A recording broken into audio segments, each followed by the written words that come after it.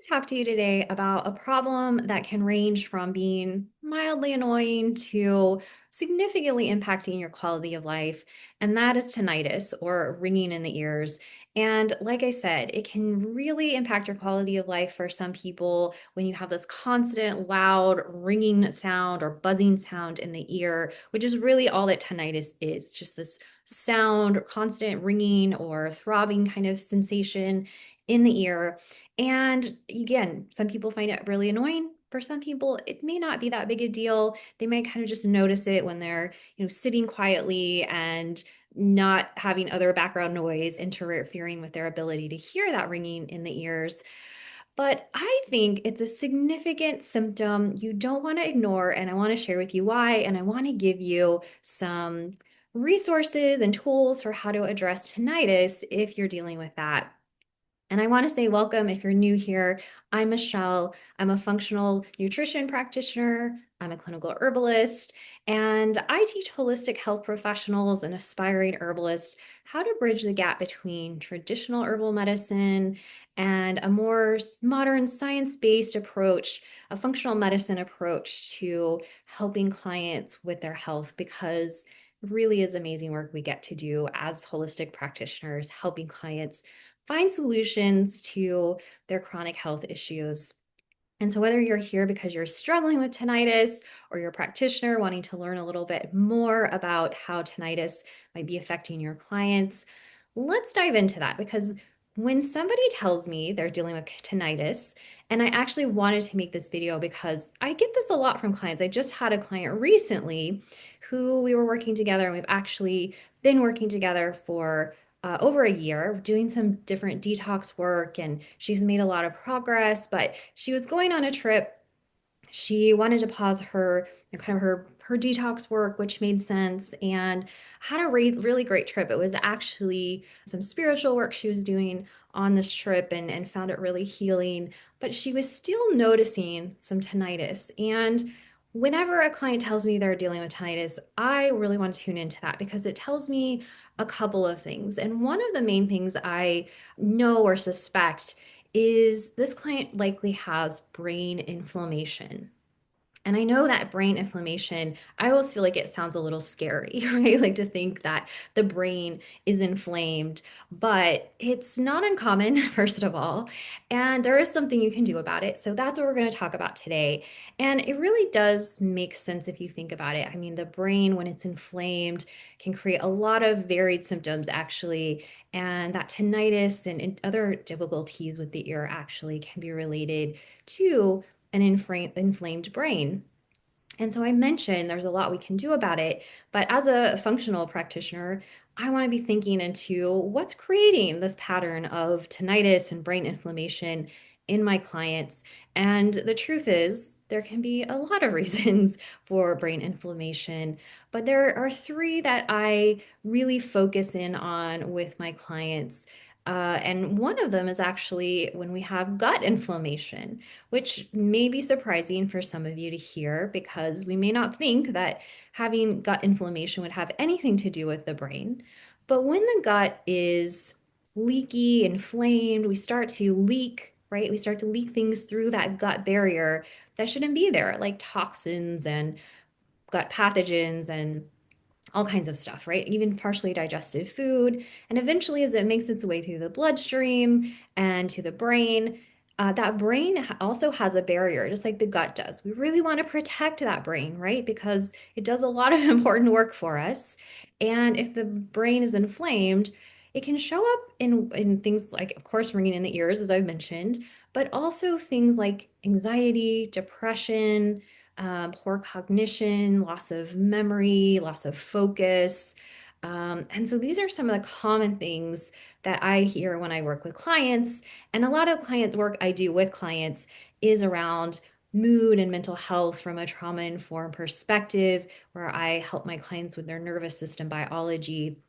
So to me, I'm always assessing my clients for brain inflammation and reaching or starting, I should say, with the brain as that starting point to helping them get better. Because I found if you're struggling with anxiety, you feel overwhelmed, you're depressed, or you're just struggling to focus, it's really hard to make a lot of positive shifts in your life and move forward. So, brain is a great place to start. It's a little pro tip for my practitioners that are watching as well. We really want to get our clients to a place where they have some capacity in their nervous system to do the things they need to do to make life better. Okay, that was a lot to say around gut inflammation, but you'll see, right, as the gut is inflamed, there's our next kind of trigger for brain inflammation, which is those toxins that mentioned. So, heavy metals, pathogens leak their own toxins called LPS or lipopolysaccharides that then can make their way to the brain and cause inflammation. And this disrupts our metabolic signaling pathways, and this is what I help my clients do is really understand the different metabolic pathways and metabolic signals that need to be shifted so that we can get the brain back on track and our overall health as well. Along that line, another trigger for brain inflammation is insulin resistance and elevated blood sugar. We need some glucose or blood sugar to make the brain work, right? It's one of the primary fuels, and not the only one, but it is one way that our brain creates energy and thinks, right? We need glucose to do that. But if we have too much or too little, that can really affect the brain in a negative way and even create this pattern of brain inflammation when we have something like chronically elevated blood sugar or insulin resistance. So, addressing that metabolic pathway in terms of how we create energy, the cellular level, is really important. And so we're going to talk about a few different approaches here. And I want to start by talking about a more kind of modern or functional medicine approach to addressing tinnitus because there's a lot to talk about. So I was looking at some research around this, and there's some interesting studies that have shown how certain nutrients and herbs can help with addressing brain inflammation. So let's dive into just a couple of these so you can kind of get a feel for why brain inflammation is a trigger for tinnitus and what we can do about it. So the first study I looked at was a 2023 randomized placebo-controlled trial, and there were 69 patients in this trial, and they were given ginkgo biloba, a lovely herb that's wonderful for the brain, and it was combined with antioxidants. So I think it was like vitamin C, excuse me, vitamin E, and selenium, as well as beta carotene, which is a precursor to vitamin A. So lots of good antioxidants. Ginkgo is going to give us some antioxidant support for the brain, as well as our nutrients like vitamin C and E. And what they found in this study, they can give people a test, basically a survey called the Tinnitus Handicap Index, or THI, to kind of assess where they're at in terms of how severe their tinnitus is, because again, it can be quite significant for some people. For others, it might just be a little bit annoying that comes and goes, but it can really disrupt your focus, your sleep, your energy, even your ability to have conversations with other people. So it can really affect your quality of life, right? And what they found was that those who are given the ginkgo with the antioxidants, they had a significant improvement in their tinnitus handicap index, or THI score. And so we find that these antioxidants, right, they're helping to reduce that oxidative damage that's created by inflammation in the brain. So, really interesting. There's a couple of other studies I want to just mention really quickly. Let's see, one was from 2021. It was a prospective interventional study. And in this study, they used ginkgo as well, but they also used 5-HTP, which is one of our, a precursor to serotonin, one of our neurotransmitters. When serotonin is low, we might experience depression, uh, I know a lot of my clients with low serotonin patterns struggle with maybe eating disorders or just kind of like reaching for food for comfort. It can disrupt sleep, right? There's a significant impact, and all of our neurotransmitter pathways can be disrupted by brain inflammation. So it makes sense to me here, right? That 5-HTP would be part of this study. They also used magnesium, melatonin, and then some B vitamins. They used B5 and B6, as well as zinc. And there was a significant improvement in this study as well in that THI score.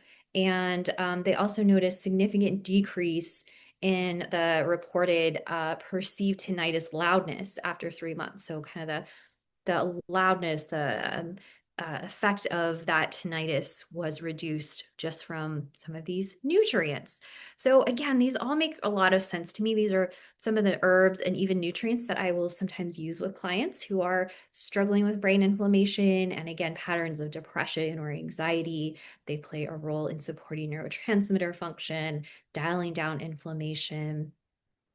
In 2011, I want to talk a little bit about the melatonin piece as well. I mentioned that was used in that 2021 prospective study, but a 2011, another prospective randomized, this was a double-blind crossover trial, and there were 61 patients with chronic tinnitus who were given 3 milligrams of melatonin nightly.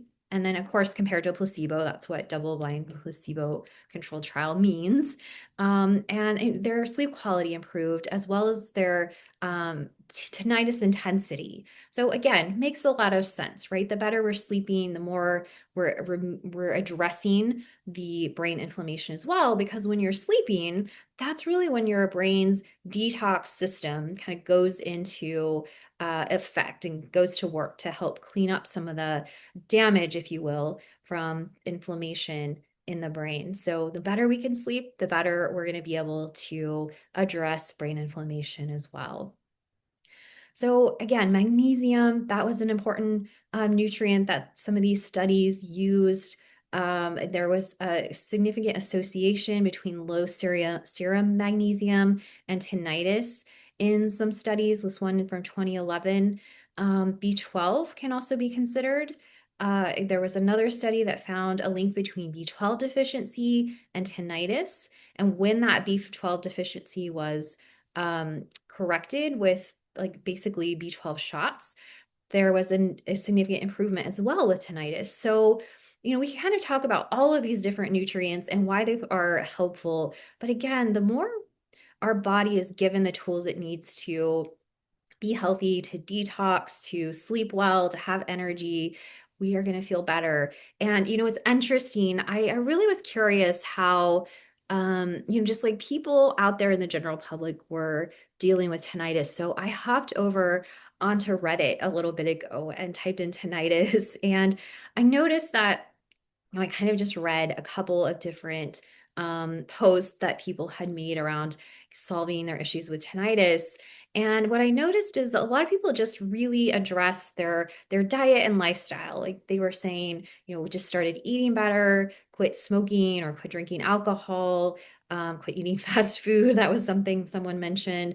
Really just doing the things that, we kind of know to do, right? Getting the nutrients we need for our brain to function, keeping that blood sugar balanced and in control can do a lot to support brain inflammation and help get rid of tinnitus.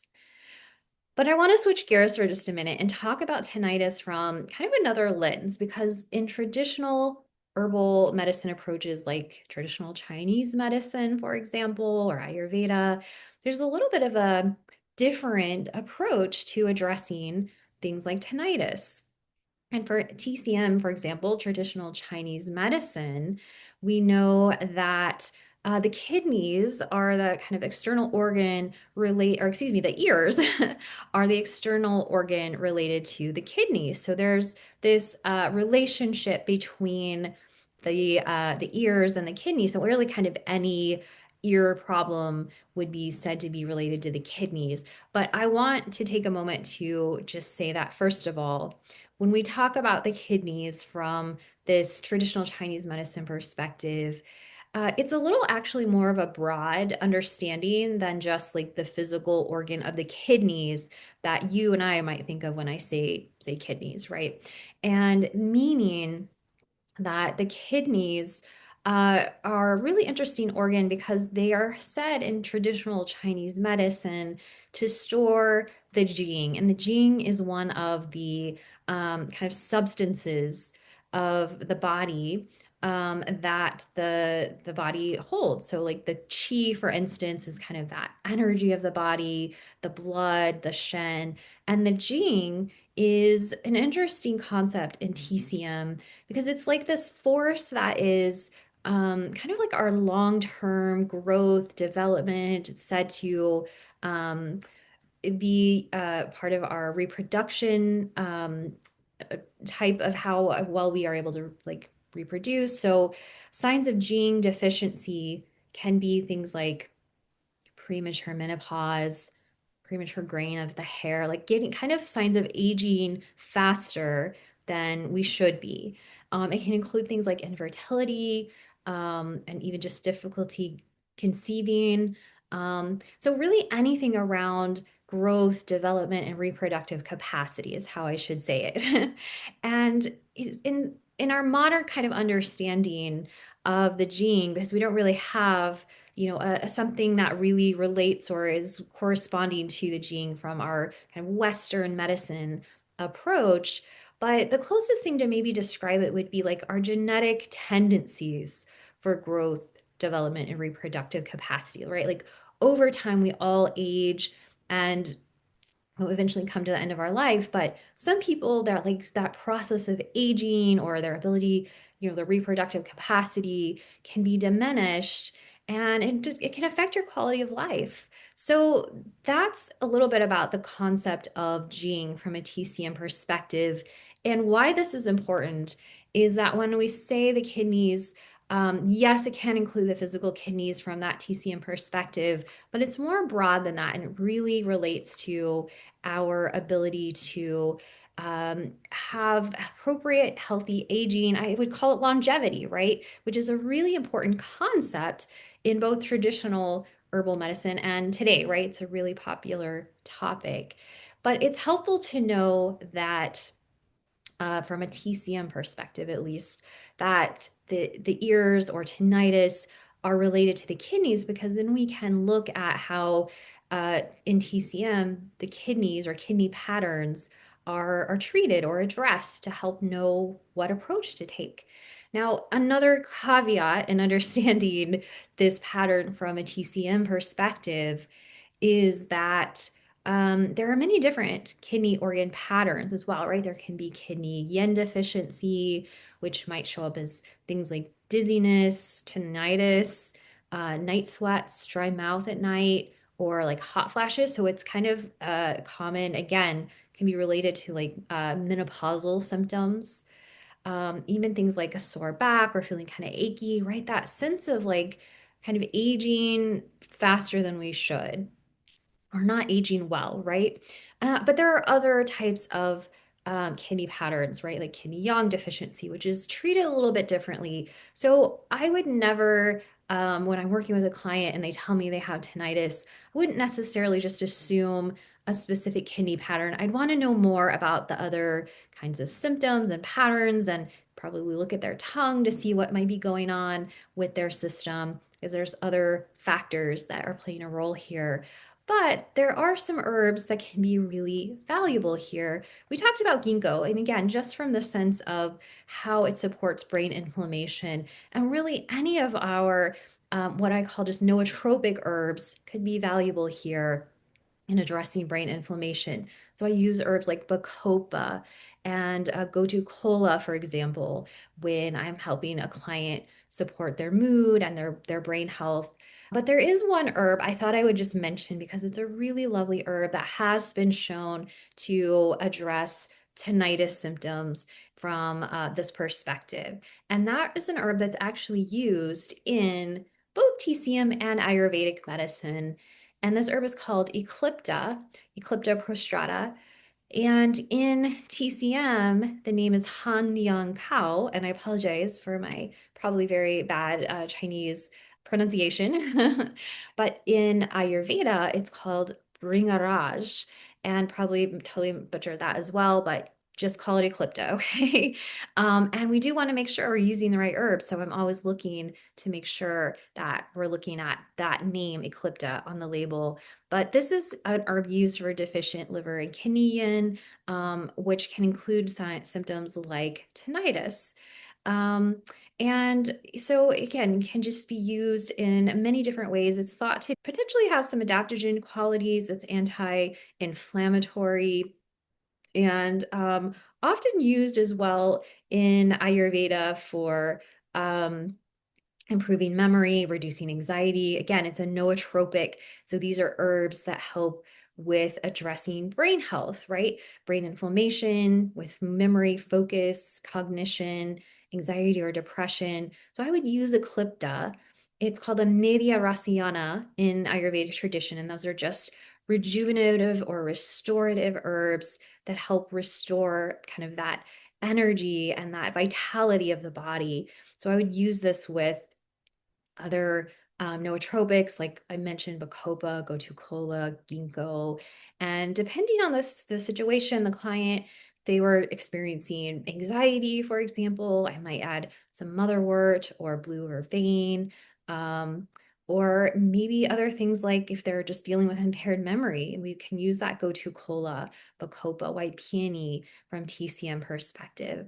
So there's a lot of herbs we can use to support brain inflammation symptoms like tinnitus, as well as nutrients, right? But really, the takeaway here is tinnitus can be a kind of annoying symptom of a bigger issue that you really want to tune into and pay attention to.